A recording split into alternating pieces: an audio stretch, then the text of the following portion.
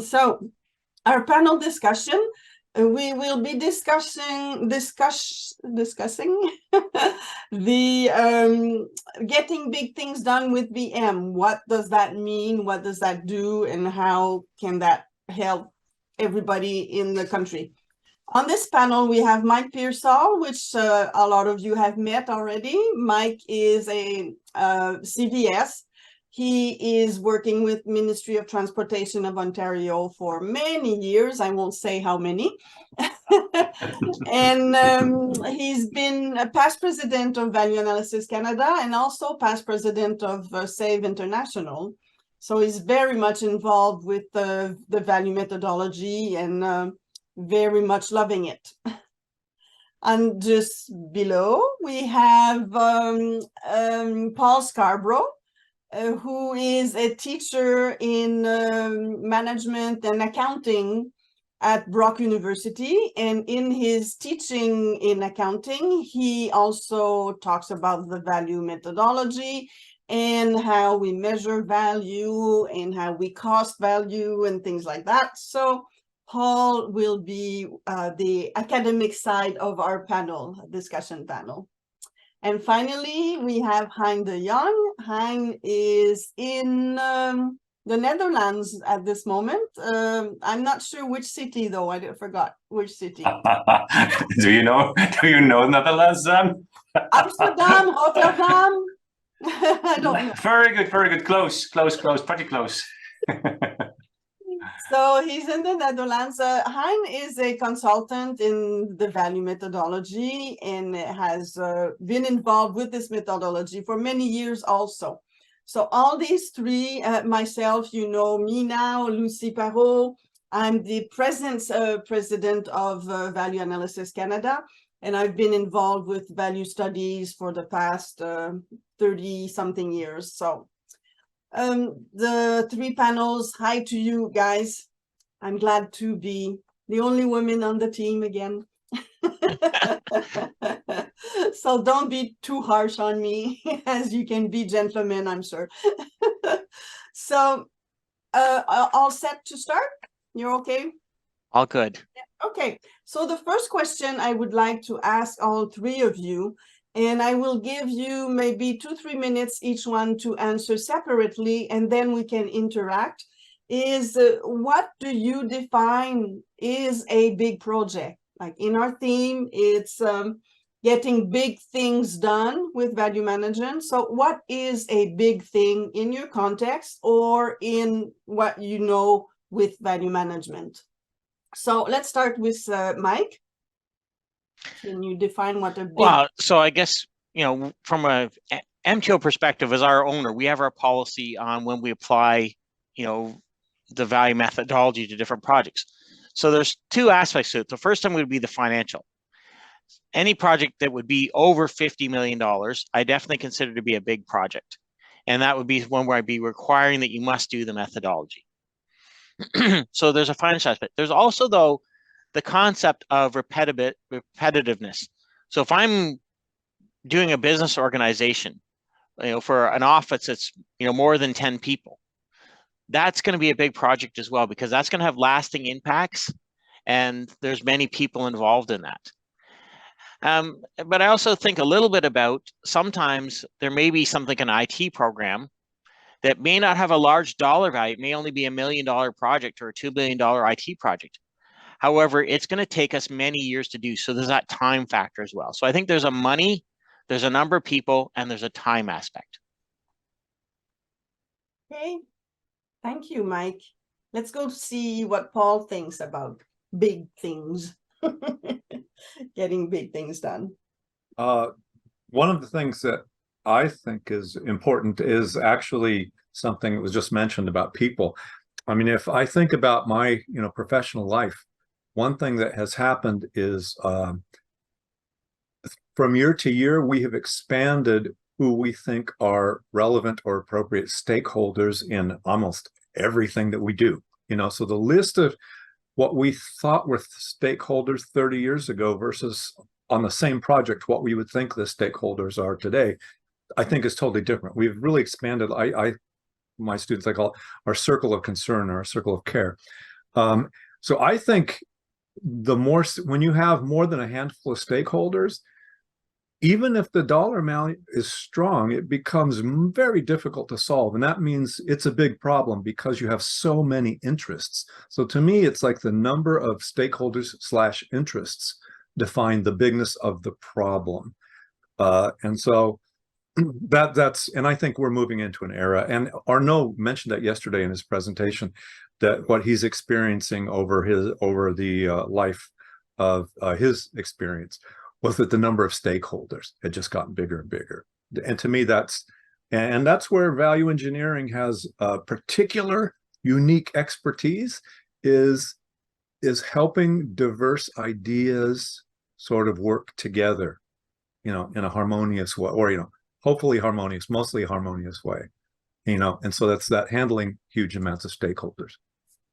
Excellent. That's a different point of view. Thank you. Hein, what do you define as a big thing that should be managed with value management? Yeah, what Mike and Paul said is of course very right. So let me add to it. I would say how it influences people. So a very little project can be very big for someone, right? And you can apply value management to nearly anything that costs money or has a function. So from very small to very big. And of course, there are mega projects. And what Ben Vliegbeek did with his book, How Big Things Get Done, he's going to mega projects, yeah. But in terms of value management, I don't care too much, actually, how big it is. It's getting more complex and more people and more stakeholders. So I see the number of workshops growing into simultaneous workshops, etc. when it's getting bigger and bigger. Well, that's true. Okay, so we do have points of view that are financial. A big project can be a financial big project. Lasting impacts on people, that's a very interesting one. As you said, a small... Yes, Mike, go ahead. After you sum up, Lucie, then I'll talk. Lasting impacts on people. So it could be as you said, a $1 million project, but it affects the lives of 1 million people. Then it is a big project for these. And I'm sorry that the lady who was supposed to talk about the hospital in the James Bay area, that was a big project. It's only a few. Well, a hospital is a few $1 million still, but for the community, it was a big thing because it affected the whole community. You only build a hospital in a community like that once in a lifetime. So it was a big project for them. So I'm very sorry she couldn't explain it because it was interesting. So the stakeholders here was the whole city, the whole community. That's the only hospital. They are like 5 hours a plane ride away, a 3 hour plane ride. So it's hard for them to have a good doctor, access to a good doctor. And what I wanted to add, Lucie, about this thing is that it's sort of like value, and that it's a perspective. When we talk about value comes from your perspective of value. I think for a big project comes from your perspective as well. And I know that Warren's on the line here as one of the participants say, and I'd say that I had an amazing experience thanks to Warren. I will have to thank Warren many times over. I had an amazing experience a few years ago that I was invited to go and talk at Bradley University at an event when they have a showcase for engineering students, I guess, and other things. And I remember at the first night of that event, there was like a meet and greet with all the patrons of the university, and the speakers that were going to be highlighted during the event were there. And I'm sitting at one of the head tables, and I leaned over and and talked to the person who was sitting beside me.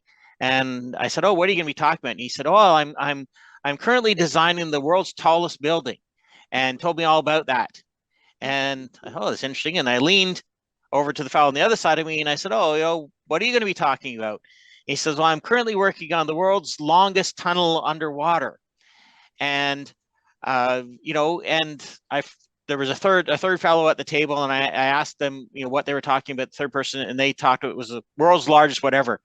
And I'm sitting here thinking, I'm here to talk about snowplows. Like everybody else is the world's largest, the biggest, and best.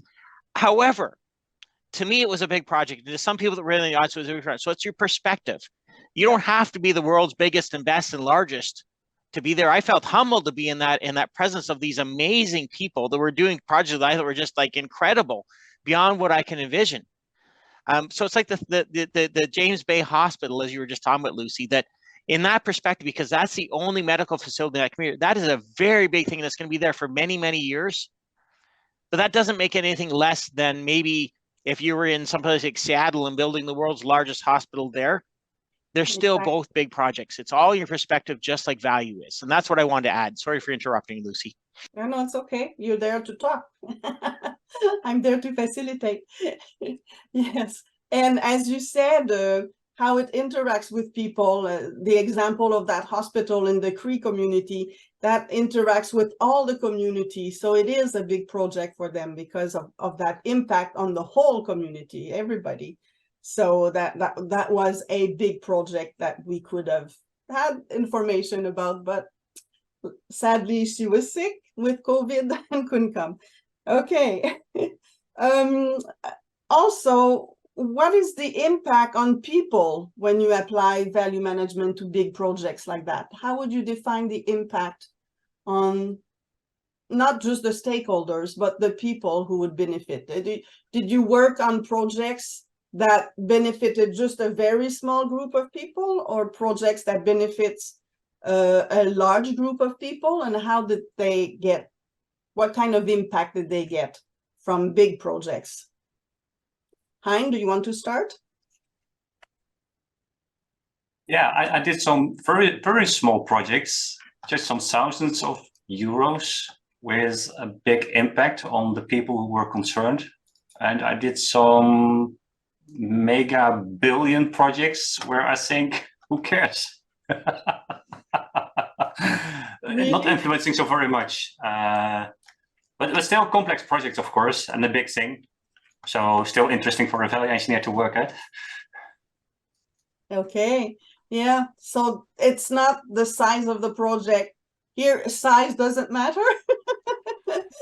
It's not the size of the project that affects more the lives of people than I think Paul said it yesterday. project. I think Paul said it yesterday. In Japan, you may start, you first start small, and once you get the grip of it, you may go bigger and bigger. That's very true, I think. And it's the same methodology and the same thinking, functions thinking, and the analysis, and the costs and the value, and who is your stakeholder to value it.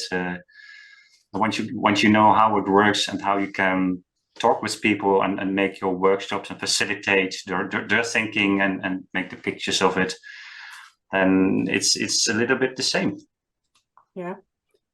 Excellent. Paul, do you have a comment on how does these projects, big projects, affect the lives of people? Yes, I think I mentioned it a bit yesterday, but I think one aspect that we underestimate, or maybe even ignore, is that every project that you work on increases your intellectual capital, both in engineering, but also your intellectual capital about how to negotiate with people. And as as I mentioned before, if you have now many different stakeholders, how to, how to have the cultural discussions. Because if you have many stakeholders, there are different cultural things that kick in, and you become more competent at them. So we tend to think of the impact of value engineering and big projects as the impact of the final project, but the impact on all of the actors is to increase their intellectual capital, and their, and we not just intellectual in the technical sense, but all their emotional capacity. Because a lot of anytime you're on a committee, your emotional skill is just as important as your technical skill, and it takes time. And that was what I was mentioning yesterday. In Japan, they don't really have criteria for projects, often smaller ones, because they don't really care if there was a benefit of a specific project. They assume that if everyone's always doing projects, that the intellectual benefit will come maybe even a later period, maybe not in the current period. So. Oh, that's interesting. So there are benefits for the people in the workshop doing the value study, as well as for those who. My bias is, I'm not an engineer. My bias is, I think actually that's one of the biggest benefits, is actually the benefit on the intellectual capital of the participants, not as much even on the external thing. I mean, like I said, I'm not an engineer. I don't build big things. I'm more of a process guy. And also the accounting system can't, we over rely on accounting. Even the best accounting systems we have are quite crude and really don't capture much. They're just very, very rough. And so a lot of these benefits just are not capturable. And so through time, and one of our biases in the American Canadian style culture is we're overly anchored on the financial system, I think. Like we imagine that it has more granularity and sophistication than it does. And so we, certain things I don't think should be evaluated on a financial basis. Now, Yeah. Let's ask Mike what he I thinks. sometimes go too far, of course. So Mike, what is the impact on people when you apply VM on big projects? Well, I want to first build off of what Paul just said, that because I think will say that I come away from every study that I do having learned something, having gained something. So I think what Paul says is 100% on market. The other thing that I was interesting the discussion that Steve Holmes and I were having late last night, oddly, about the difference in globally around the world. That the Japanese, they do a lot of studies on customer service, value management on customer service. I've never seen anybody really in North America do a V study on a restaurant experience. Yet I have listened to dozens of presentations from Japan on customer service at a restaurant experience, and right down to like the smells and the feels and looks and what you can hear. And it's a much different impact on the stakeholders. Now, from my perspective, personally, I'd like to see that market take off. I'd say that I'm fortunate that I work for a public highway agency. So every single project that we do has an impact on millions of people. And what I often like to tell people is, oddly enough, I say, if I do my job right, nobody notices. Yeah, that's really the case. If we design the highway the correct way, people go about their business and they don't notice, and that means we've done things right. Nobody cares because they didn't notice, but we've done our job right because nobody notices. If there's a problem, everybody notices. And same with, we get into doing, like a lot of the projects I do VE on are highway improvements that may increase the safety of the highway. We went to a lot of the times, that's one of our highest order functions, is increasing safety. And now something still may go wrong. People may still go off the highway. They may still have a crash with their car or a collision with their car. They're still going to have a bad day, but their day would have been much worse if we hadn't done our job. Now, when I drill down to closer to what Hein was talking about smaller things and more directly with stakeholders, you can have a very small project that is very big to a certain stakeholder. And I was thinking during Tom's presentation earlier in the week, it reminded me of one of the studies I did in Sault Ste. Marie a number of years ago, where we had two business owners that were highly impacted by the highway in front of their businesses and where people could park and how they access those businesses. In a provincial context, it had almost no bearing. Most people that live in Ontario wouldn't think anything of it. It didn't mean much, but it meant the world. It was very big to those two business owners.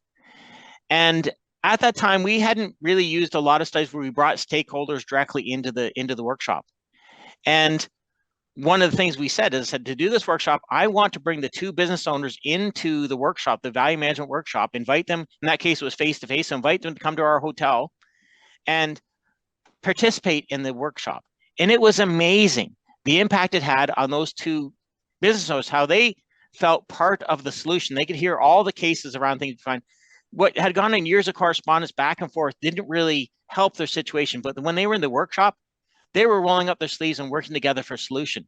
And then we've built on that in further times. In various stakeholders I've included for many different things. And one of the really great studies that Steve and I did together was about sharing sort of resource benefits with Indigenous groups.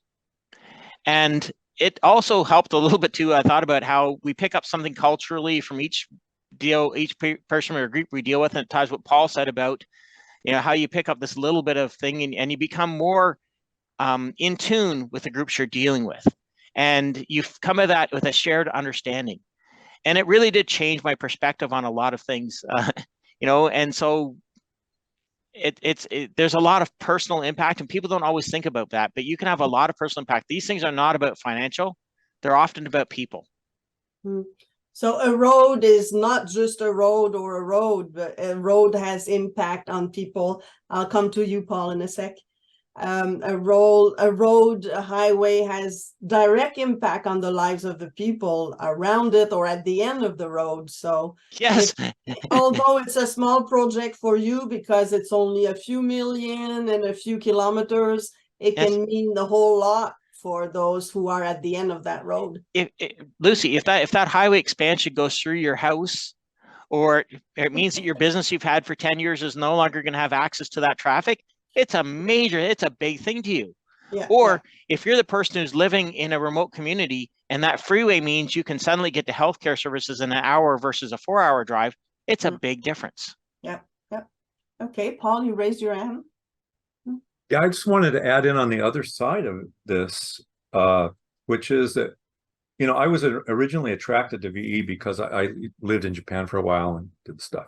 And I thought of it as a technical tool, but actually, all the CVS VE practitioners I've ever met are extremely sophisticated. Like they may not think of themselves as philosophers, but the way they talk about their clients and the way they deal with their business is not like a technical mechanical thing.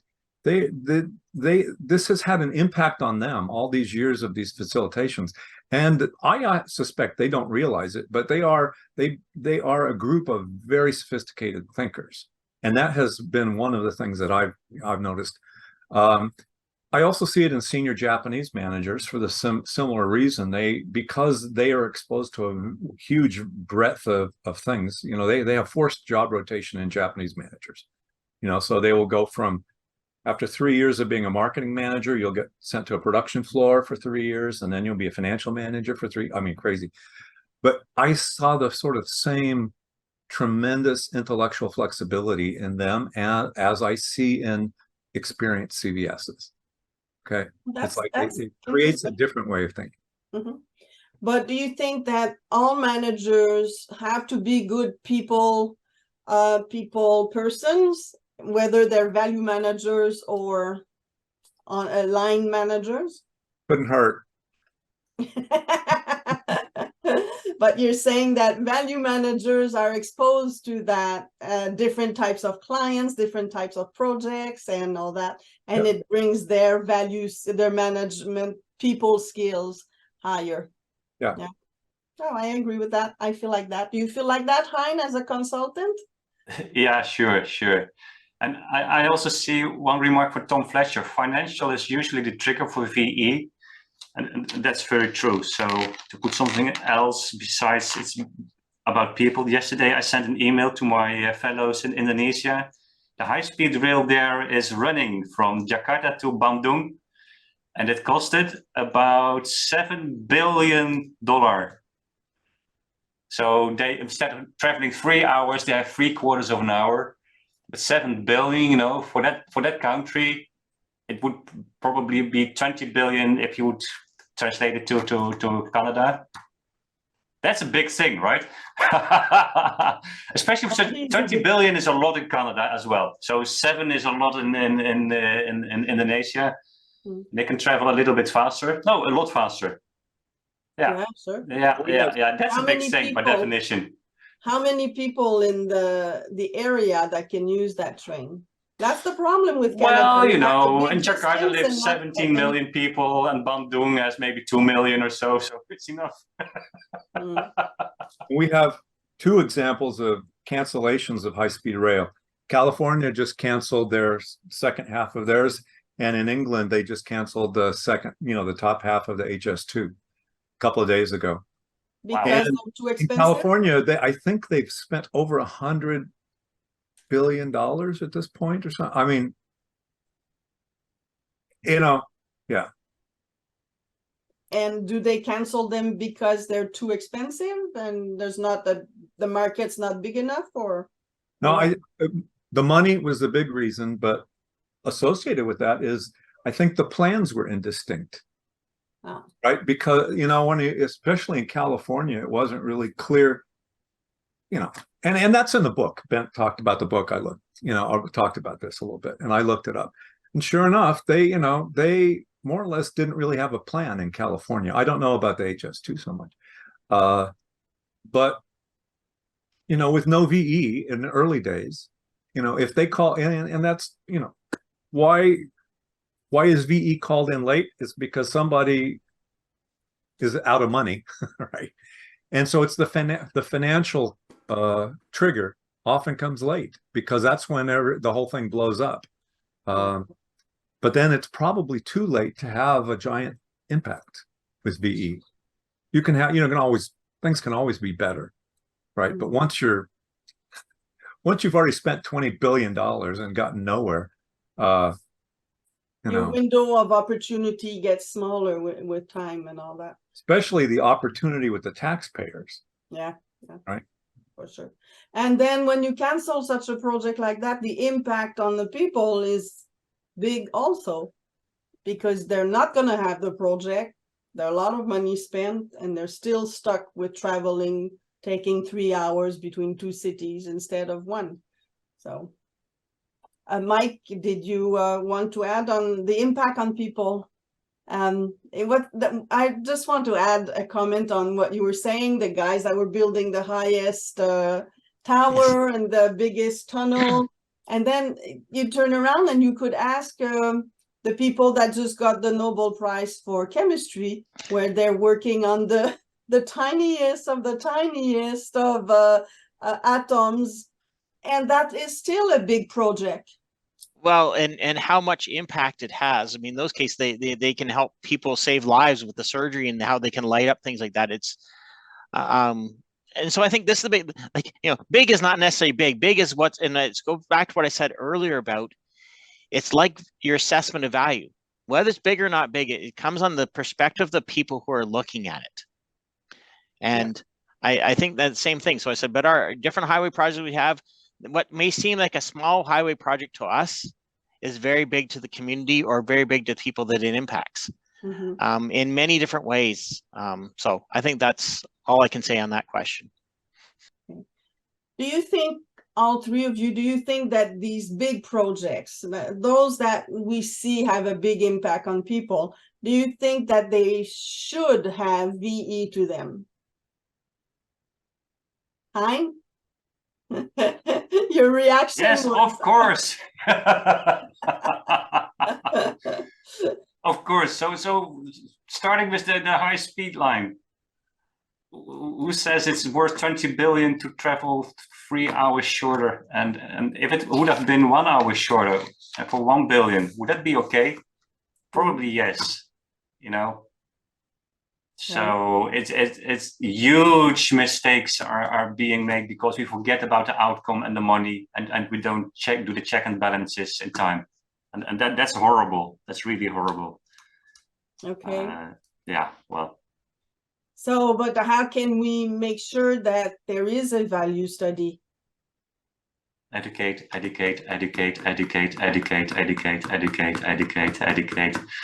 And never stop, and show examples and do all that kind of things.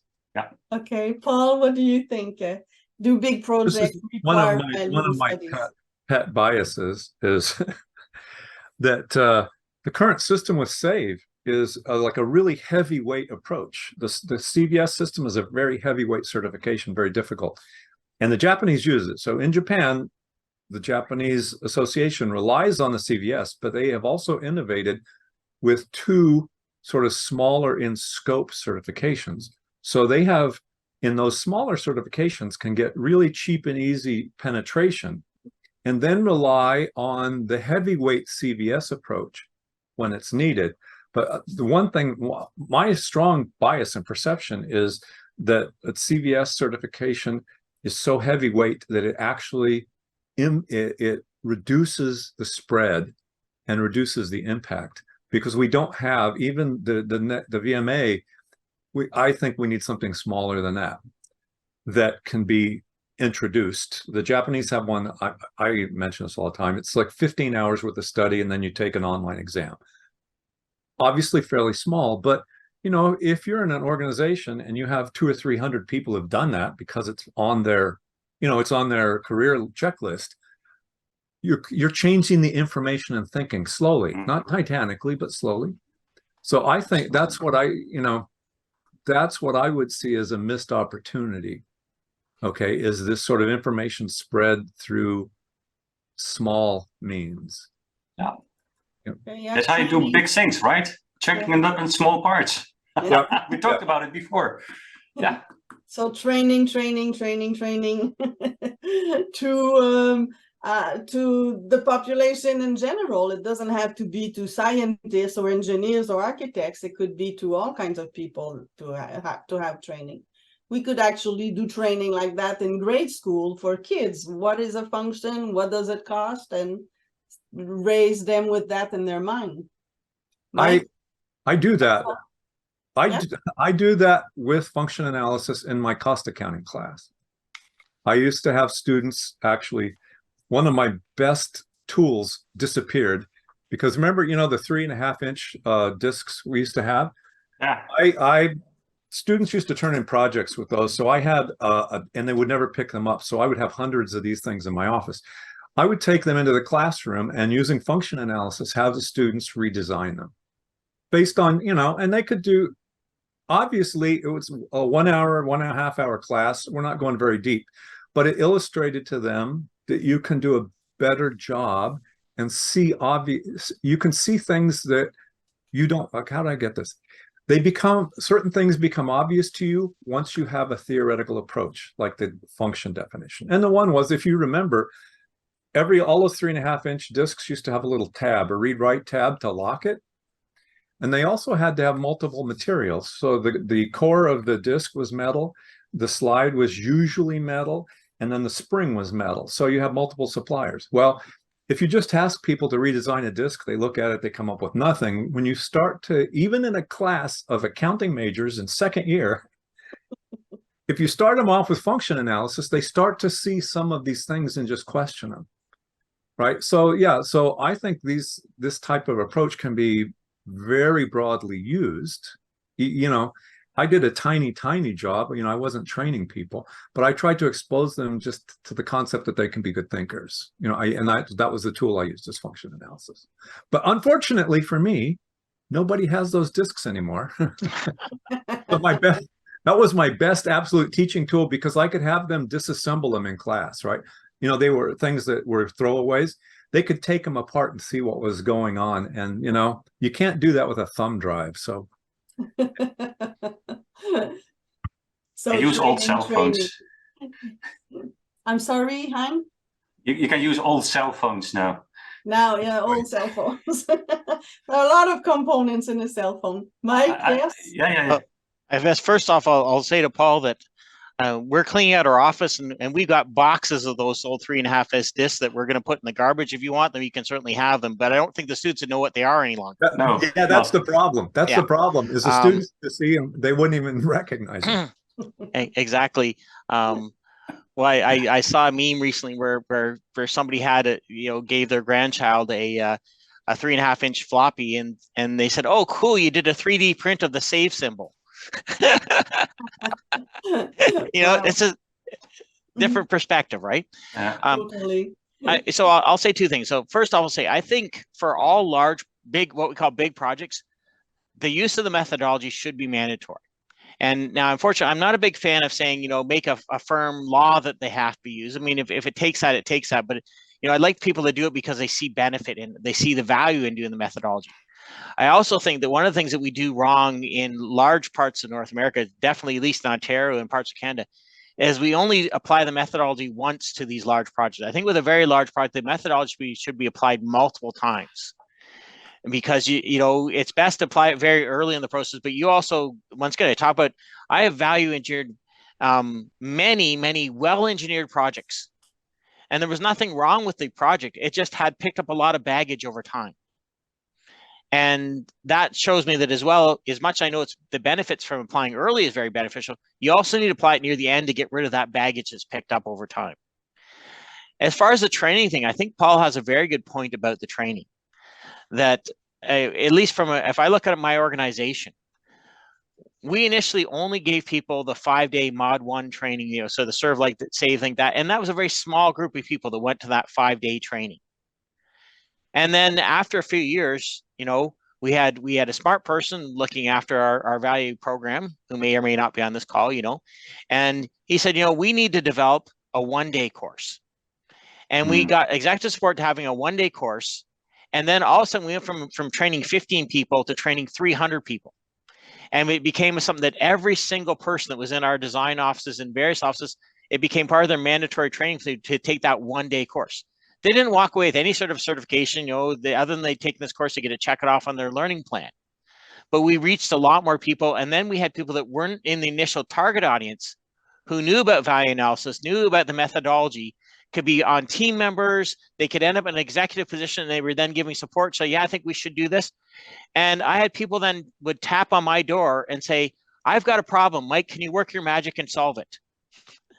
And that changed the equation. And we need to get back to that, to having these small courses that reach many people.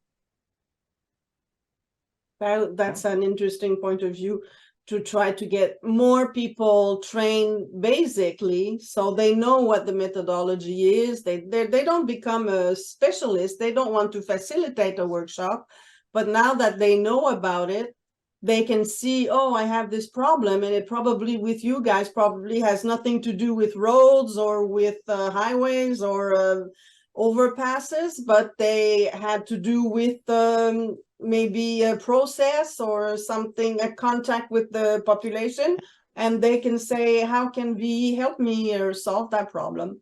Exactly. So you open up the use of the methodology on different types of projects within your organization.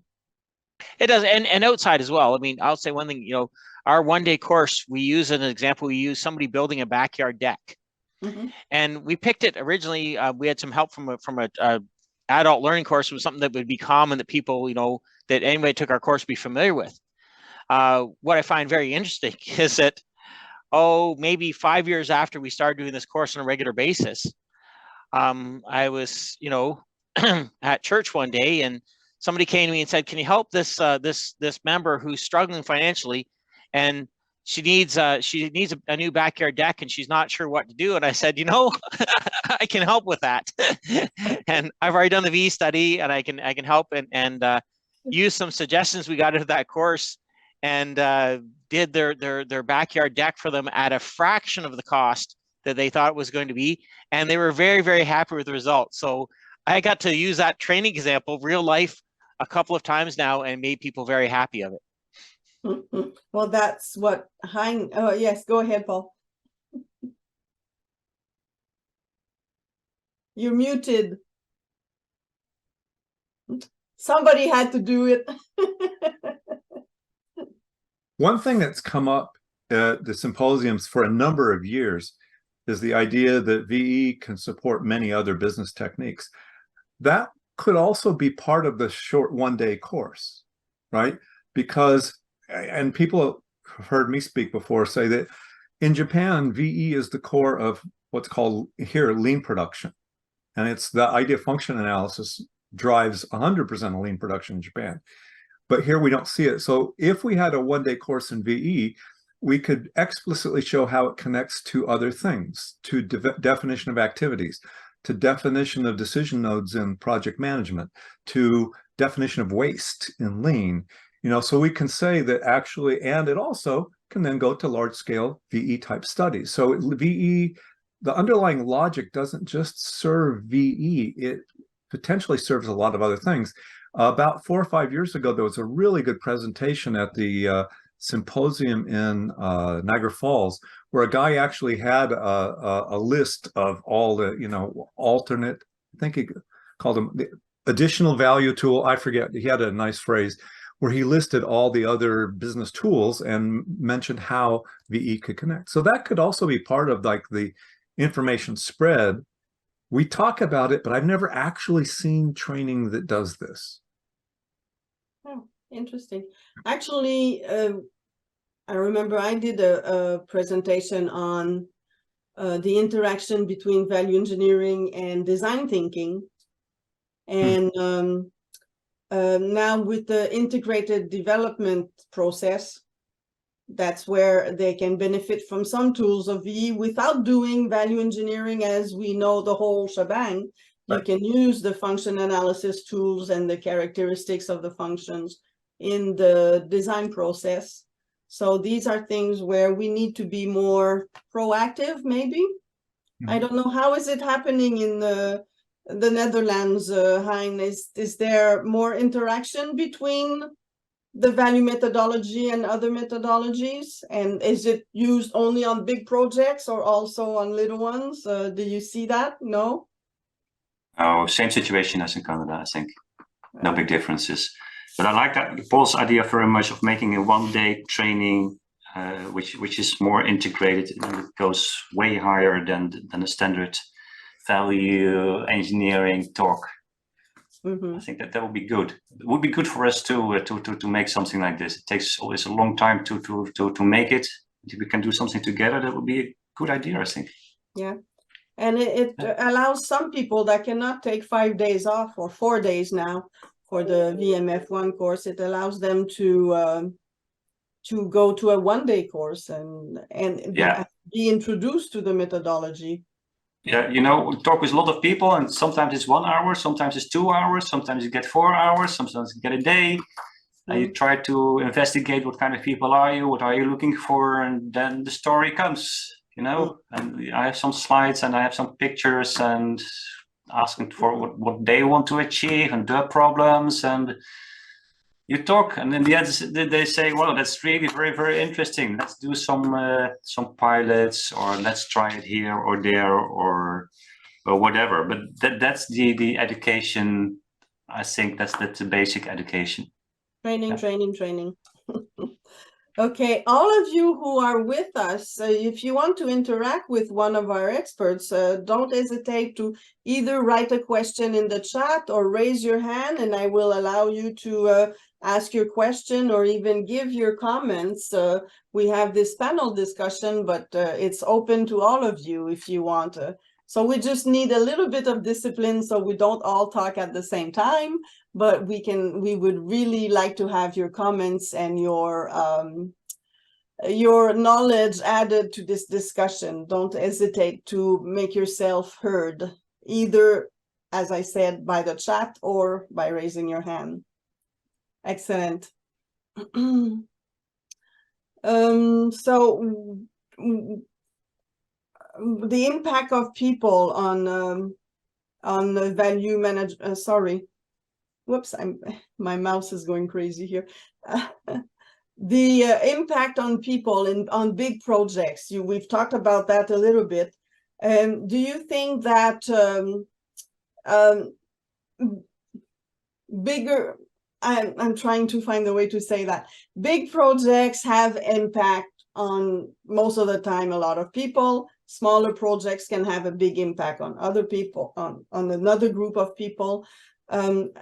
We did mention a little bit that it also has an impact on those who participate to the value study.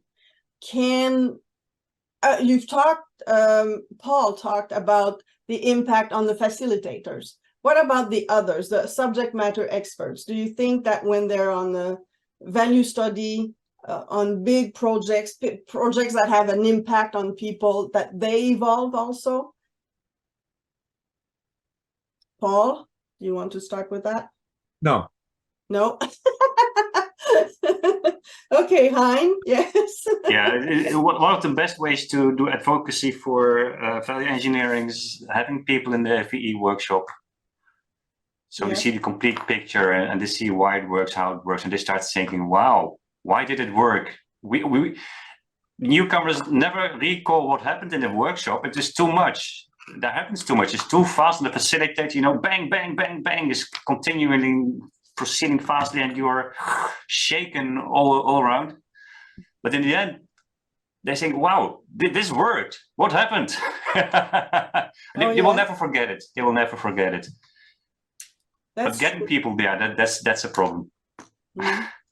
It's true that these experts come back sometimes at the end of the workshop and they say, I'll never forget this experience. But when they come back for a second and a third one, you see that they have evolved also. Exactly. They see the fun of it. They know where they can put in their knowledge, when they have to wait, what they have to bring with them, which examples they have to show. And that's big fun for them. Once you get the grip of it. Yeah. I think that they see more the impact of their work on whoever's being impacted. It's not just let's build the biggest tower and, you know, I'm a good engineer if I can do the structural work for that, but what is the impact on the different stakeholders? They see it better, don't they? Yeah. Absolutely. Yeah. Mike, would you like to comment on that? Or you've worked a lot. Oh, Paul raised his hands now. The reason I said no is I've never actually participated in an official CBS workshop. That's what I thought. Oh, but I've done a lot of lean, things that would have some similarities in the behavior. And one thing is that when you're doing like a lean workshop, like at a hospital, okay, they typically bring in a group of stakeholders that's quite diverse. And I can promise you that the person in a hospital, the last one I was thinking about was a hospital emergency room. They're trying to work on getting x-rays done faster from the time the physician says I need an x-ray till x-ray's back. Okay, so in a sense, not big, but we had 25 people in there. Not a single person knew what the whole process was. It took 4 hours for us to map what the process was from when the physician writes, I need an x-ray, till the x-ray comes back. It took us 4 hours to figure out actually how that happens. Well, and this has happened to me several times. The person that had the most suggestions for improvement was a hospital orderly. The people that had the least insight were the physicians and the senior administrators. And one thing that happened, and I've seen this happen over and over again, is that, and this is why I'm mentioning it here, was not to tell you that story, but to tell you the impact on the physicians and the administrators was very big, because it changed their level of respect for the orderlies, right? They started to see the other participants who were lower than them. And in Canada, we're pretty hierarchical. We're more hierarchical in the US. So, physicians and senior administrators are pretty cocky, and they don't really always respect people below them. Canada is pretty hierarchical. That was a big impact. That's every time I've had this experience, it's been a big impact in these lean things, is the respect of senior people for the lower people goes up. Now I want to throw that back and see, have you seen that change in respect in the more, the work plan, which I have not participated in. Mike, yes. I guess what I'll say is a couple things. I mean, I think about when I took my first introduction to VE really formally was the Mod 1 workshop. I'd sort of read about VE, I'd seen some stuff, papers put together, but when I went to that first Mod 1 workshop, which was nearly 27 years ago, it was a paradigm shifting, life-changing moment. And I went in not really expecting what was going to happen. And then about halfway through the week, it was like my brain exploded. It's like, wait a second, okay, this is something that's changed the way I look at the entire world. And it really had a profound effect on me. And it changed where I wanted to go with my career, changed what I wanted to do. And I have seen this in participants of workshops that we've had, whether it be just and these people may not have ever gone on to become a CVS or anything. Some of them just all of a sudden realize there's a tool out here that I should use in the future. This has helped me. This is a problem solving tool. This can make things better. And I think you have to look at that some people are going to have those paradigm shifts. some people are going to come out with this saying, wow, that really changed how I saw this. And thinking about Paul's example about the hospital, you know, we did a study a few years back at MTO. It was on rock claims, and we actually got an award for the study. It was a great study. And what stood out to me the most in that workshop was, at one point we had two individuals who had worked together for like 25 or 30 years. One was a geotechnical engineer and one was a highway engineer. And as part of when we were going through the process, because once again, as Paul said, some of the hospital, nobody knew the full process. We were going through the process, and we got to one step, and the geotechnical engineer said, well, we do this rock line plan, and then we give it to the highway design people, and they do something with it. And the highway designer said, well, yeah, I take those plans and I put it in the filing cabinet. And I figure that you do something with it. And they've been producing this plan for years that nobody did anything with. That one guy produced it, gave it to the other guy put it in the filing cabinet. And once we resolved that, we made a huge impact in the process, getting rid of something that was completely unnecessary. And they'd worked together. These were good friends. They'd worked together for 20 years, and they never discussed what happened to that plan that they passed back and forth until we got in the workshop. I will say, Lucie, before we have time, Min has a very good question in the chat that we should get to. Yes, I was just going to ask you, you know, when we're working on a big project with millions and billions of dollars, and there are billions of dollars of savings, or millions of dollars of savings, those are the days where, with my husband, sometimes I say, if I was paid a percentage of the savings, I would be a millionaire now. But that's not the case. So small projects, I understand that you don't have big savings, and sometimes you don't have any savings, you just have a better project. On a big project where you have millions of savings, how would you handle the financial model? Would you pay the people around the table a percentage? Would you pay the facilitator a percentage?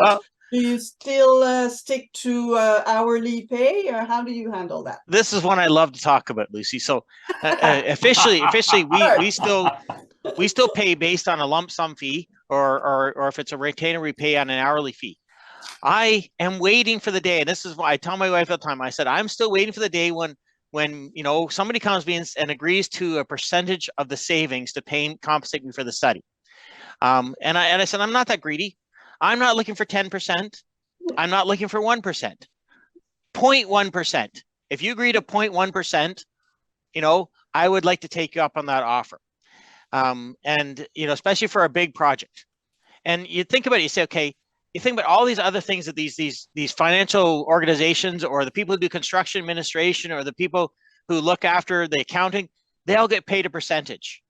For some reason, and we've never made it in the V world where people get paid a percentage. And I think that's because it's like the old checkerboard, and place a grain of wheat on the first square and 2 grains on the second square. I think people have kind of caught on to this.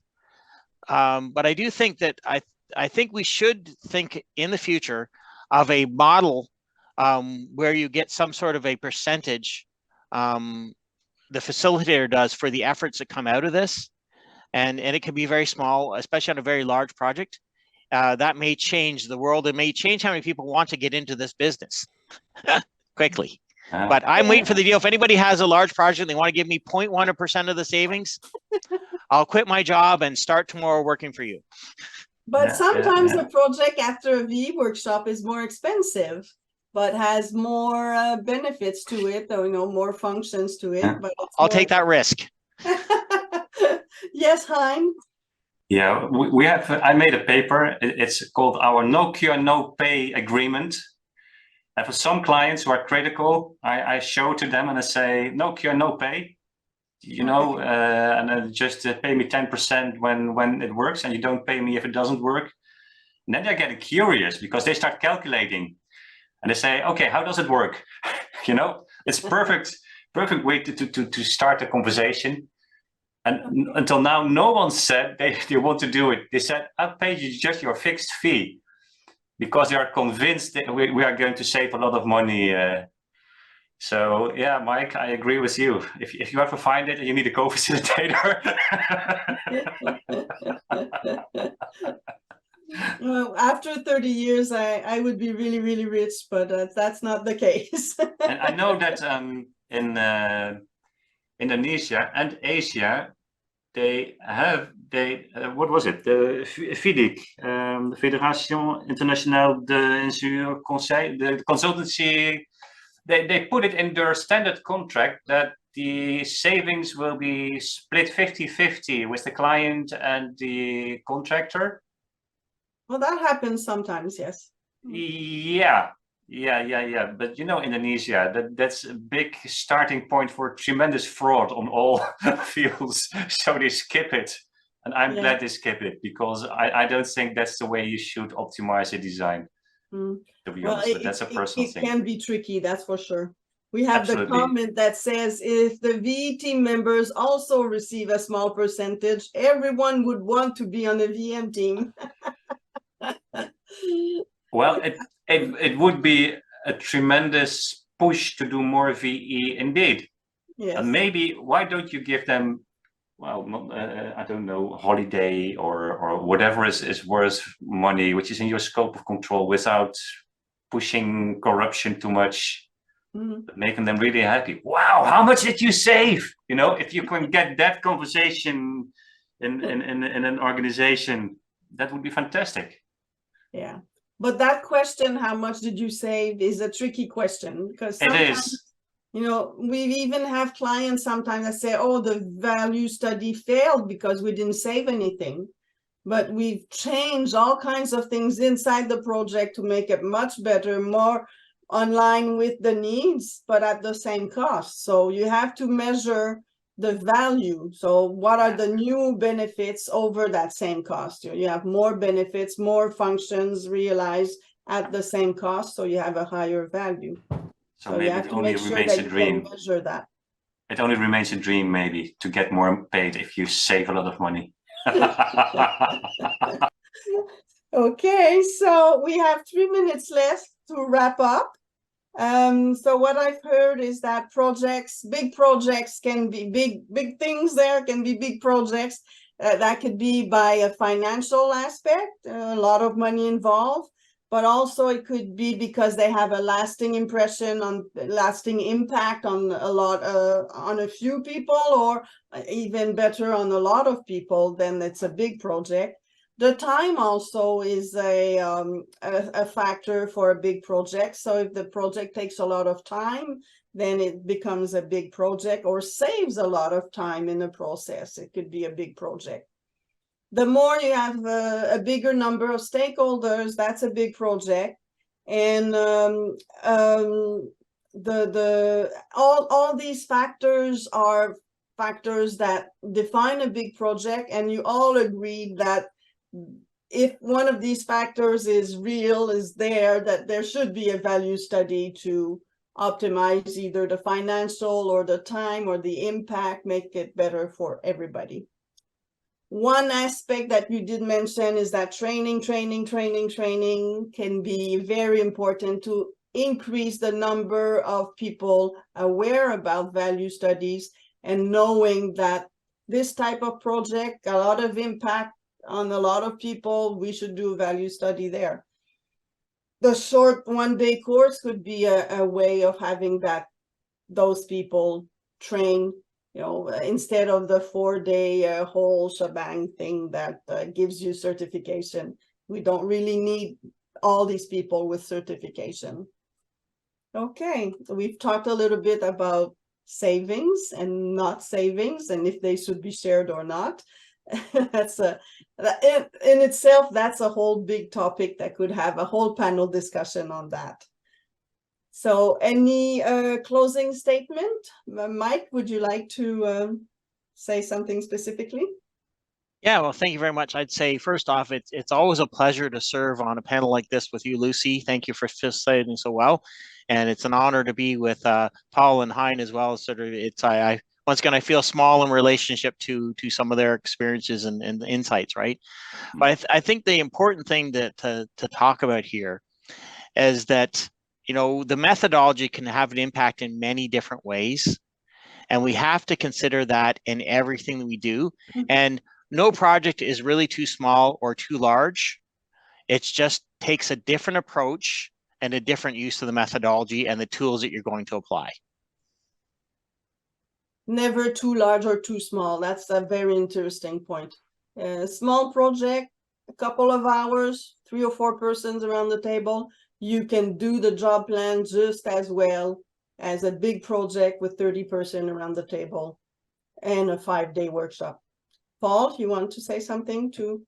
No, I'm glad to have been on the panel, and this has been a great symposium. There have been some really interesting presentations that we've seen that have insight, and a lot of them have pieces that relate back to our panel discussion. We can see on some of those complex projects where the impact, the impact on people was really great. Even quote, quote, a small project like the Honda fender issue that we had yesterday, that was really fascinating and had a pretty big impact ultimately, even though some people might have considered it to be a small project in certain dimensions.